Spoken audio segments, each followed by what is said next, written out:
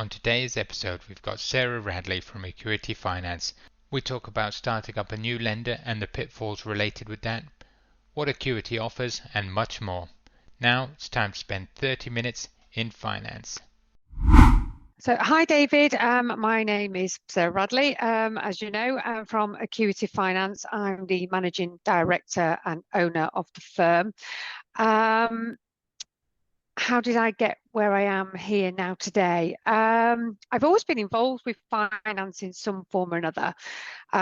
Initially in the retail sector, working for House of Fraser, of all the places. And then latterly, went into working for a building society, selling mortgages and collecting arrears.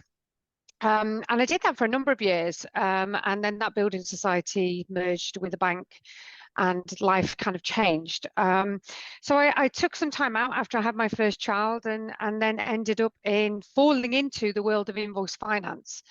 I wanted a change in direction. I saw a job advert and it said trainee account manager, and I thought RDM factors, and I thought, oh, I wonder what that is.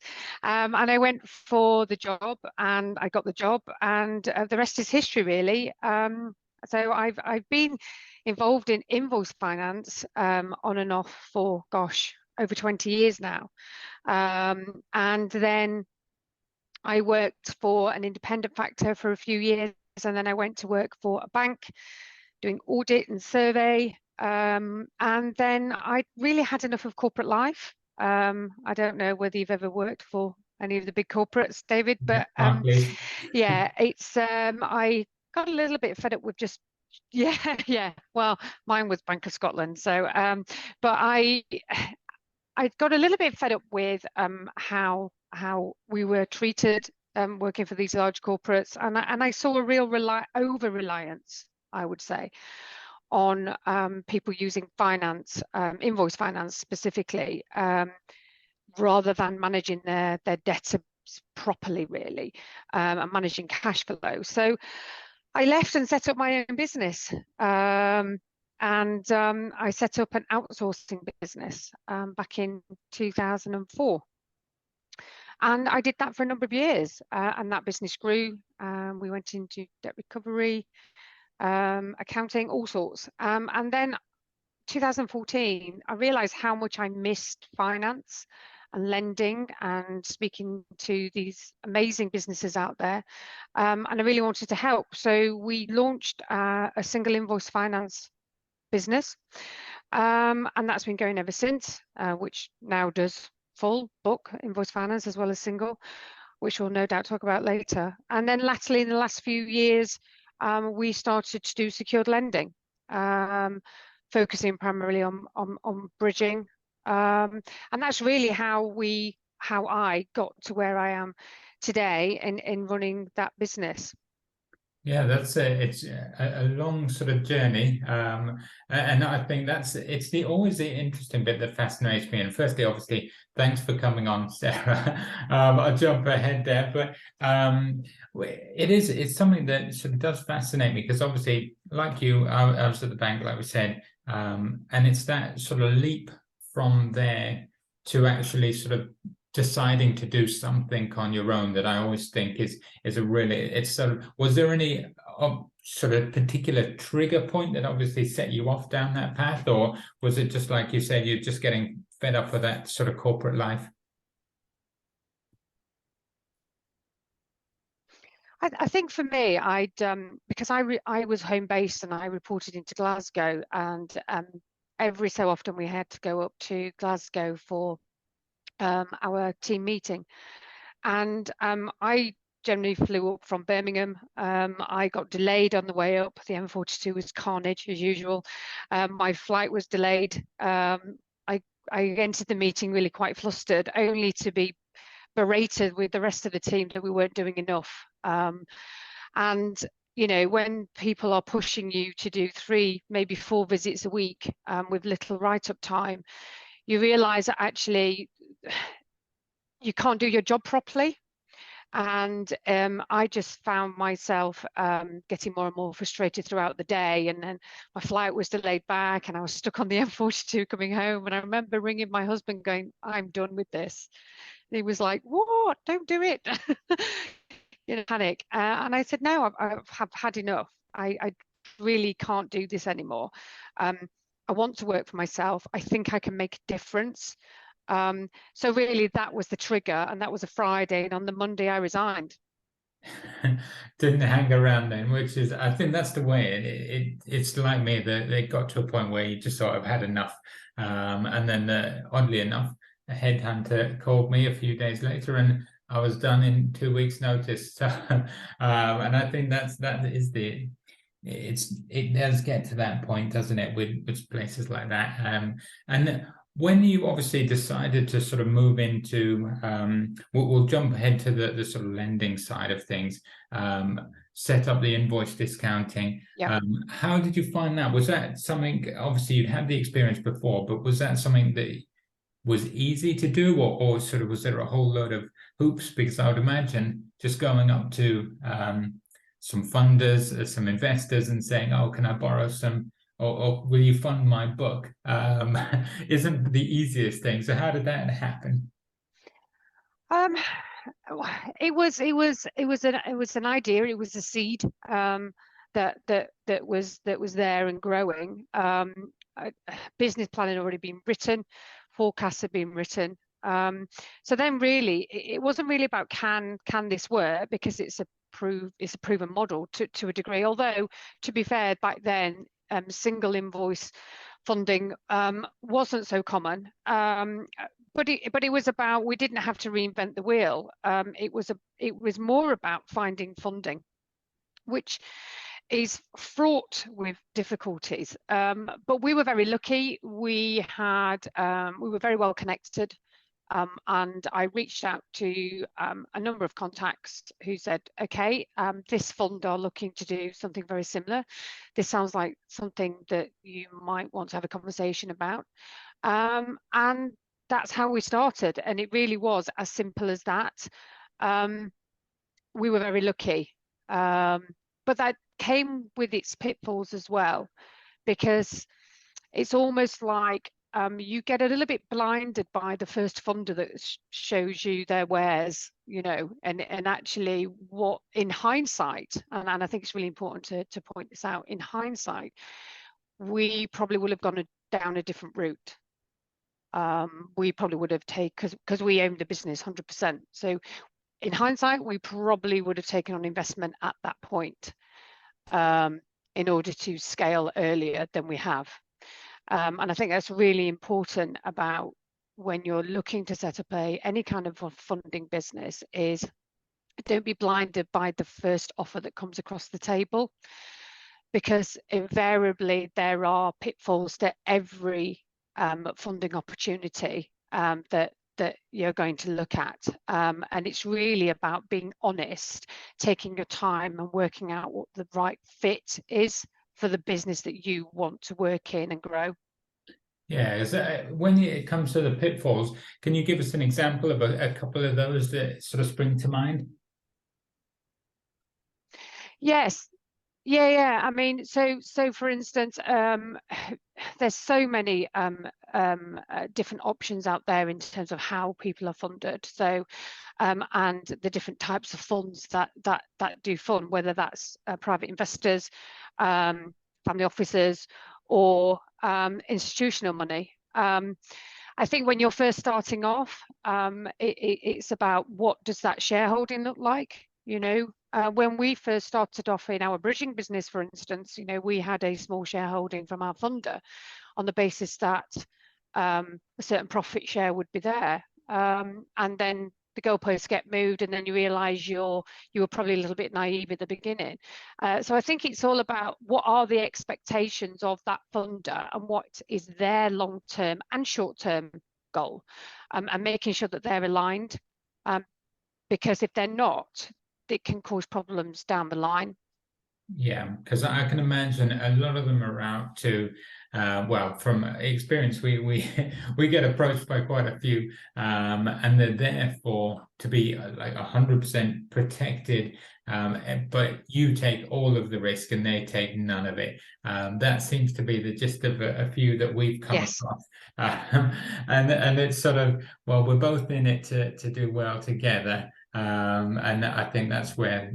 Yeah, I would be definitely careful if I was starting. And obviously, now that sort of Acuity is up and going, are you able to give us a really sort of top line overview of what Acuity does, what sort of deals you like, and sort of the sizes you can do? Yeah, so on a top line basis, it is as simple as we do invoice finance and we do secured lending. Invoice finance is smaller end of the market, supporting those new start businesses and those smaller lends, either being on a single debtor or multiple debtor or full book basis. We don't tend to go much above 100,000 limit at the moment on our facilities on invoice finance. That's just because that's just where our niche is. And so if you've got a care business, for instance, we do a lot in that sector. A care business, they similar to recruitment, aren't they? They need funding on a regular basis, and they tend to grow quite quickly, and then they stabilize. And those are the kind of businesses that we like, generally borrowing, less than 100,000. In terms of the bridging, we do anywhere from 100,000 to 1 million generally. What kind of business do we like? Predominantly property investors who are looking to either refurb portfolios or add to their portfolios. We do fund businesses for cash flow purposes if they have a asset to leverage. We are seeing more of that, but no doubt we'll talk about that shortly. And then supporting those small developers, so the developers that are doing 1 or 2 units rather than large scale. So those are the kind of deals that we like to be doing at the moment. Yeah, and it's from obviously experience from talking to you guys and working with Jamie, who, by the way, is probably listening and is brilliant. So we'll sort of a little kudos to him. But don't tell him that; his head will swell. We'll delete this bit. But yeah, for on that, it's both first and second charges that you do, and is there a preference, or are you sort of happy with both? Yeah, I mean, we predominantly we're a first charge lender, but we do second charge as well, both primarily residential, but again we'll look at commercial. I just think the way that our book has evolved and the deals that we get is predominantly first charge. We do have some clients that are second charge because at the end of the day, David, for us, it's about, does this deal stack on its own merits? And I saw something yesterday that was talking about brokers like lending businesses that will take a view, and I think that's absolutely correct. And I think the way that we work is that we work closely to find a bespoke solution within our credit policy. So I would say, where we do fit, definitely that first charge element, but second charge, yes, if the story works, and we can see a clear exit, then absolutely we'll look at that. Yes, I saw that same article. I think it said 99% of brokers, and I was just wondering which brokers don't like lenders that take a view. It seems a little strange, but that is it's kind of, it's one of those, and I think obviously going. Yeah, because it's something that's always interesting in terms of how actually sort of big you guys are, and sort of the amount of deals that you get, because as you know, we're in a similar-ish boat to you, and we get, we verge ebb and flow, I guess, in terms of the book size. Is that very much the sort of case with you? And sort of, are you happy to share what sort of size book you've got? Yeah, so we're under just under 10 million at the moment. We are growing rapidly. We've seen a huge scaling up of our business this year. It's for a number of reasons. But yeah, that's kind of where we are. Our plan is to double that next year as a minimum. Wow. So so long as the economy doesn't break that idea. but yeah, that's where we'd like to be next year. Yeah, so it's an interesting one. And how big is the actual team? So like in terms of BDMs and sort of back office people, how many people have you got working at Acuity? Okay, so there is 9 of us in total. So we have 2 BDMs at the moment, but I'm actively recruiting for 2 more roles at the moment.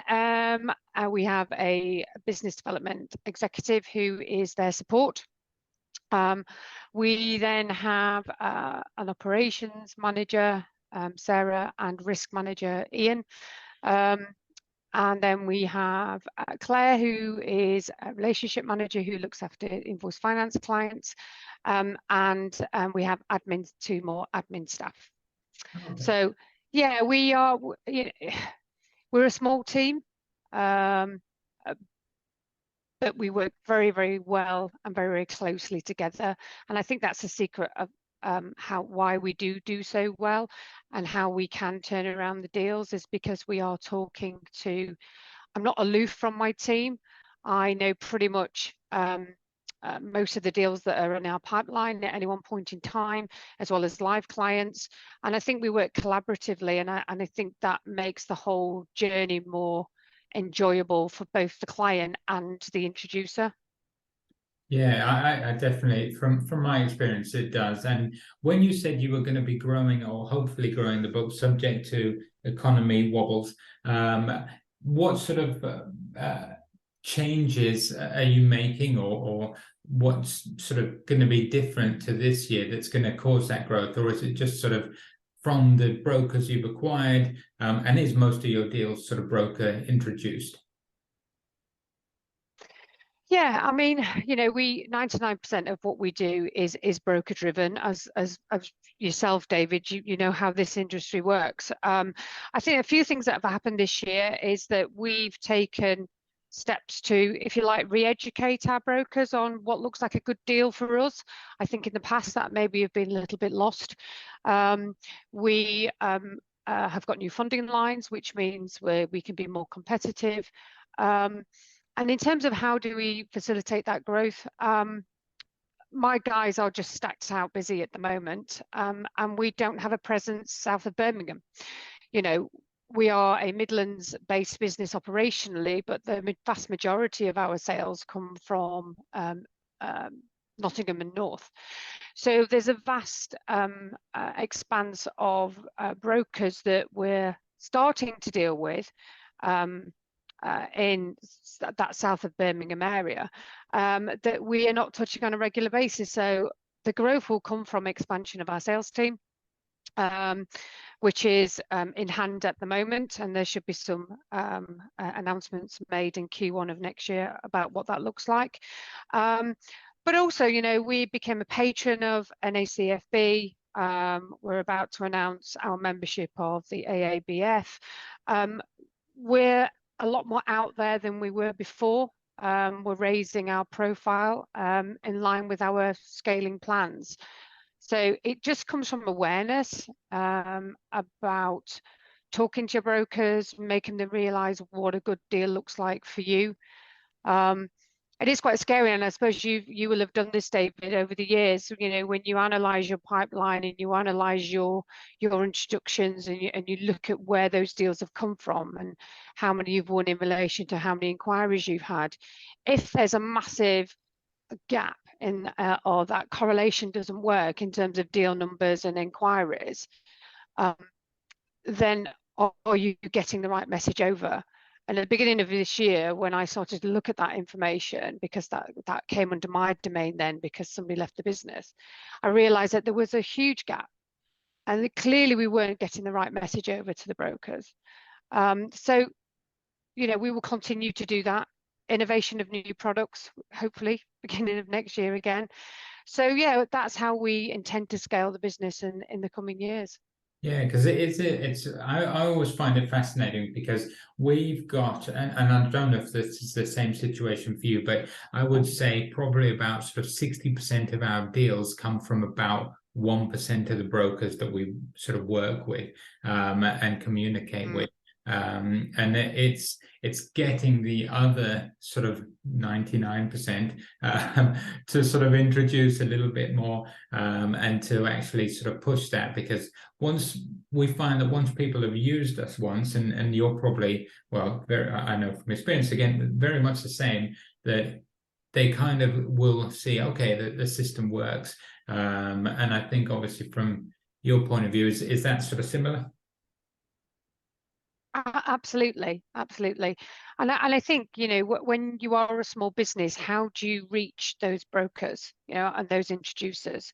And I think, you know, you can't, it's not physically possible to expect 2 or 3 salespeople to have that kind of reach. And so you have to find different ways of doing it, you know, and we do this through our marketing, and we do it through profiling, we do it through specific relationships. But you know, we are the same, you know, the majority of our leads do come from a small number of brokers. But you know, doing things like joining NACFB as a patron and the AABF and things like that, and profiling, that gives a smaller business the reach. You know, and it's about relationship. So once you do get that connection, so for instance, I've known a broker, I won't name him, but I've known a broker for a number of years, and we've always skirted around working together. And recently he reached out earlier this year and said, look, can you help, after seeing something online, can you help me with this? And I said, yes, of course we can. And now we've written 3 deals with him, and we've got several more in the pipeline.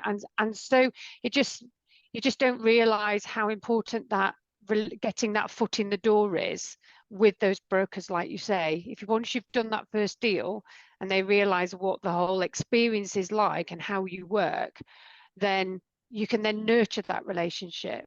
But it, like you say, the challenge is, how do you reach all of those people when you don't have this national spread?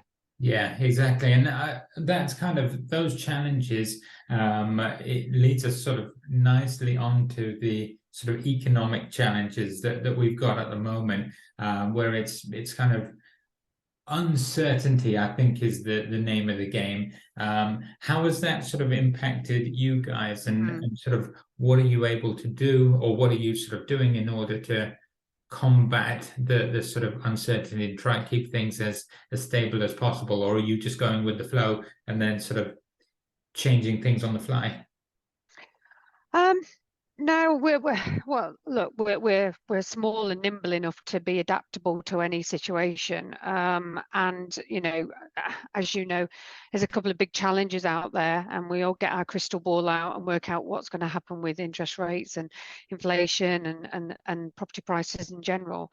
I think it's just about being open and honest with borrowers and our introducers. For us, our biggest challenge at the moment, or 2 biggest challenges for us at the moment, are pricing, making sure that we are pricing strongly, but also future-proof pricing as well. Because as you know, you might get a lead in now and it might not convert for 3 to 4 months. And so you know, that whole pricing thing becomes a bit of a hot potato. On bridging and things like that, I think our challenge there is exits, and that is predicated on what the wider market is doing. If for us we have a smaller loan, I think our average loan size is something like 300,000. In that smaller end of the market, especially in that buy-to-let position, those exits are predicated on serviceability generally in the buy-to-let market.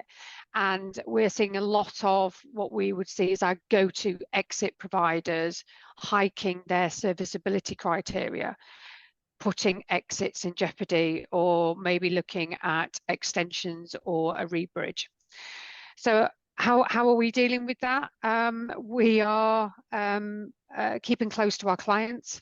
We're not waiting until the last minute for repayment, saying, look, what's happening now? We're trying to work proactively with our clients and the introducers to find a solution. And also being transparent on pricing. You know, we are funded by institutional money and also by investors. And so they both have different appetites and different pricing structures. And therefore, you know, trying to work out where it sits in terms of pricing can be challenging. So we are just trying to be as open and honest as we can. We have increased our pricing in some cases and been very transparent about why. But there are deals that we've done whereby we've managed to keep that low pricing in place, but we're linking it to a margin. I've seen a lot in the industry at the moment where, you know, people are saying, oh, we're not affected by this because we're funded by investors. Everybody's affected by it, whether you're a funder, a business, man in the street, everybody's affected by what's going on in the wider economy. And funders, whether they're investors or banks, their appetites change. And so we have tried to find solutions on a bespoke basis. It's no one size fits all. We'll look at the deal, we'll look at the costing, we'll look at the exit, we'll look at the caliber of who we're dealing with, and then we will make a decision on how best to price that, and then tell our borrowers up front, look, this is how it's going to be. Does this work for you? Yes or no? And if it doesn't, then it doesn't, and we have to walk away from the deal. But most of the time, by being so honest and transparent, it's very positive, and we haven't lost one yet, she says, touching wood. We haven't lost one yet because of that. No, well, that's good to hear, because yeah, it's a very tough time, and I've sort of seen across the board with many of the lenders that we talk to, and everything, that a lot of them have moved on to that variable sort of rate, sort of a margin above base, just to cover themselves based on that and any sort of upcoming risk that might obviously, or any changes that might happen. Obviously, we're trying to keep everything the same. Have you noticed sort of any changes with your partners that you work with? And obviously, when you were setting up, how did you go about sort of choosing those partners to work with you? So valuers, solicitors, and have you got a selection, or do you work with sort of one or two very closely? Well, when we set up, we went for recommendation. Luckily we knew other funders, and so it was about picking up the phone and having conversations about who the right people were to work with. As time has gone on, we have expanded that. So we typically work with, at the moment, 4 or 5 solicitors firms. And we use them for different types of deals. If some are more complicated, we would have a preference into what firm we would use. And in terms of valuers, you know, we started off again doing a small number of deals. We used a recommendation, and as we've grown, that's expanded. And the more we do in different parts of the country, the more we need more on panel effectively. And so what we're doing is we're growing our service providers with us effectively. But I can't see us growing our solicitors panel much more. I think it's always a bone of contention, isn't it, solicitors? Bone of contention. Yeah, it is. It's the other. You know, our biggest challenge is it's not our side. Our side, the firms we work with are fantastic. The challenge is on getting the borrower to use a firm that understand the transaction. And I'm sure you've come across that on a regular occasion. It's, you know, sometimes the delays in decision making and the delays in the whole process are firmly sit with the borrower's solicitors. So they can make a deal fly through, or they can make it excruciatingly painful. No, yeah, I know all about that, unfortunately, and I think that is the sort of the biggest hurdle to jump over. And obviously time's running short, so I don't want to keep you any longer, and I really appreciate your time. But before you go, how can people find you, or where should they go in order to find out a bit more of what you're offering and obviously working with you sort of going forward? Yeah, so you can find us on our website, www.acuityfinance.co.uk, is on LinkedIn or Twitter. And yeah, reach out to me or one of the guys, and you know, might not be able to help straight away, but I always like talking to fellow professionals, and you never know when there might be a deal that suits them or suits us. No, perfect. And I'll have all of the information in the description, so with the link to the website, and depending on whether you let me, I'll put Jamie's details in there or whoever's. So we'll go from there. But thanks so much for your time, Yeah, Sarah. that's Really fine. appreciate it. And obviously, I've got a million more questions, but we'll No have to problem. do that next time. Okay, lovely. Thanks for the opportunity, David. Thanks, Sarah.